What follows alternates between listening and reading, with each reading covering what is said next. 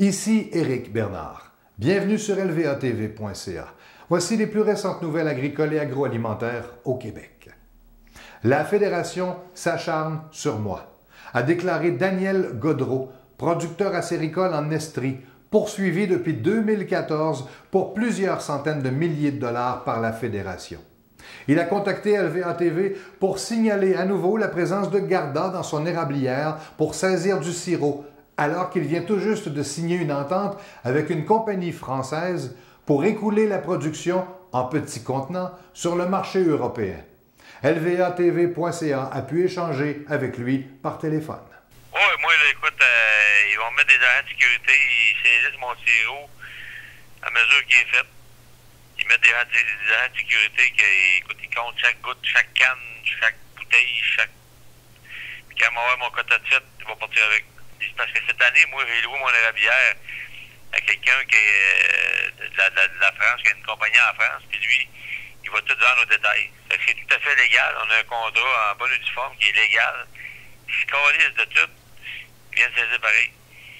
Tu sais, là, ils sont dans l'étape boule nausée, puis après ça, défendez-vous. Nous autres, on a de l'argent, on a des pouvoirs, puis ils veulent me détruire. C'est tout simple que ça. Là. Ils sont rendus là. Ils ont décidé de m'éliminer. Puis, écoute, ils ont les pouvoirs de le faire. C'est pour ça que, regarde, de mon côté, j'essaie de trouver des façons de survivre. Tu sais, là, j'en ai trouvé de toute façon. Regarde, là, il m'écœure. Regarde, cette année, je vais louer, là. Le bail d'un an, je vais louer cette année. Puis, si vraiment, écoute, ça va bien, ben écoute, peut-être que vous louerez, puis je vendrai, ou whatever, tu sais. On va commencer par ça. C'est légal. Je peux t'envoyer le contrat, c'est légal. La Chine a étendu son interdiction d'importer du canola canadien aux produits de l'entreprise Viterra. Il s'agit de la plus récente interdiction qui survient dans le cadre d'un conflit commercial plus vaste, opposant les deux pays. Viterra est le deuxième exportateur en importance dont les produits font l'objet d'une interdiction, après l'entreprise Richardson International. Les autorités douanières chinoises ont annoncé avoir découvert des parasites dangereux dans les importations de canola en provenance du Canada.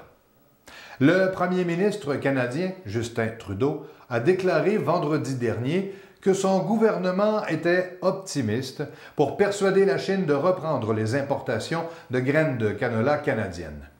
La Chine représente environ 40% des exportations de graines, d'huile et de tourteaux de canola du Canada. Le temps des sucres a débuté dans la province. Ce début de coulée des érables est restreint à quelques endroits plus au sud et seulement chez quelques producteurs. Ce début de saison n'est pas tardif, mais le froid est persistant. Il est naturellement trop tôt pour savoir de quoi aura l'air la saison 2019. L'importante couverture de neige dans plusieurs régions pourrait toutefois garantir au moins quelques semaines de coulée en ralentissant le réchauffement du sol si jamais la chaleur s'installait de manière subite. Les 3 dernières années ont été très bonnes du point de vue de la production. La Chine compte 1/5 de la population mondiale, mais pour moins de 10% des terres arables. Si le Québec a verrouillé les incursions d'achat par des étrangers sur des terres agricoles, la France et certains pays d'Europe sont plus faciles d'accès pour des investisseurs étrangers, notamment pour les Chinois qui font face à une classe moyenne en plein essor qui augmente sa consommation de viande, d'où une nécessité de production de soya et de maïs pour nourrir les troupeaux. Les investissements chinois dans l'agriculture à l'étranger bondissent à 94 milliards de dollars, dont la moitié de ceux-ci ont été faits dans les 2 dernières années.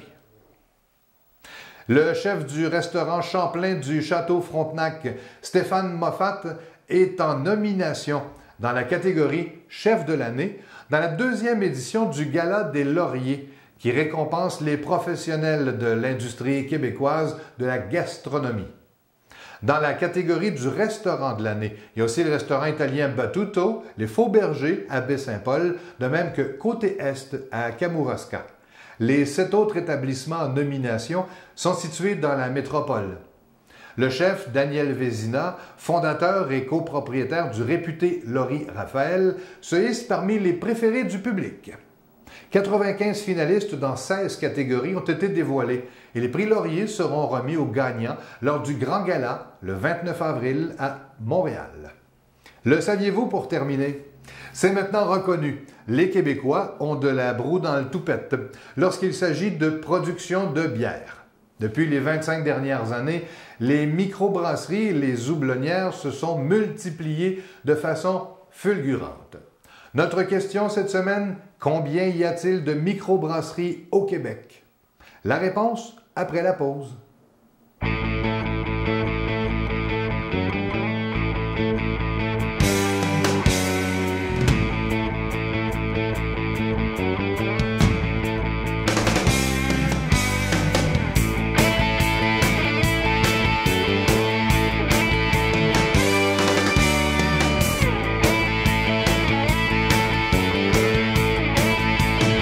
Chez Bossé et Frères, l'hiver, on connaît ça.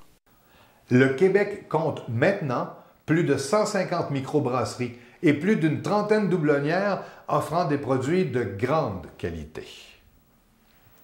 Brassées en grande partie selon les méthodes classiques françaises, belges et britanniques, les bières du Québec se distinguent de la majorité des bières produites, entre autres, aux États-Unis, par leur longue fermentation.